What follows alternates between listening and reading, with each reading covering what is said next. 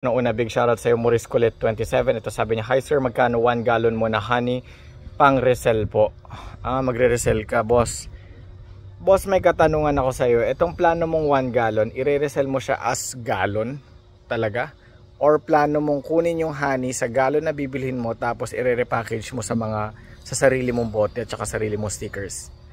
Kasi I have resellers who's doing both. Meron ako isang reseller na ang nire-resell niya talaga is mga gallons kasi ang mga sinusuplayan niya mga nasa food business. Malaki ang network niya sa mga negosyanteng nasa food business, nasa restaurant, mga wholesalers nasa juice business, yung mga organic juice business, mga ganyan. Malawak ang network niya. Kung umorder yung 30, 40, 50 gallons. Tapos yun ang mga binabagsakan niya. Tapos meron din tayong mga resellers, mga distributors na umu-order sa atin ng gallons tapos nire-repackage sa sarili nilang bote at saka stickers. Kaya ako na itanong to sa'yo, Boss Maurice, no?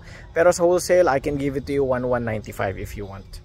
No, but here is what I can suggest. Order ka na lang muna ng pinakamaliit natin. Natikman mo na ba ang honey natin, boss? Natikman mo na, hindi pa? Boss, I would highly suggest, order ka muna, click mo lang yung yellow basket, order ka ng smallest size natin, which is the 250 ml. Bigyan na lang din kita ng libreng organic lemons. Tikman mo muna yung honey natin. And if you have any questions about that, and then kung may business partner ka, patikim mo din. Kung may kasosyo ka dyan sa negosyo mo, patikim mo din. Kung okay, pumasa sa inyo, may questions kayo, clarifications, mag-usap pa tayo sa phone if we're going to do business together, or i-chat mo lang sa akin, sagutin ko lahat, parehas lang lahat ng mga tanungan yan. Bakit magkakaiba ang lasa ng honey? Bakit may light color? Bakit may dark color? Bakit may malabnaw? Bakit may malapot? Bakit may nilalanggam? Bakit may hindi nilalanggam? Bakit ano pa?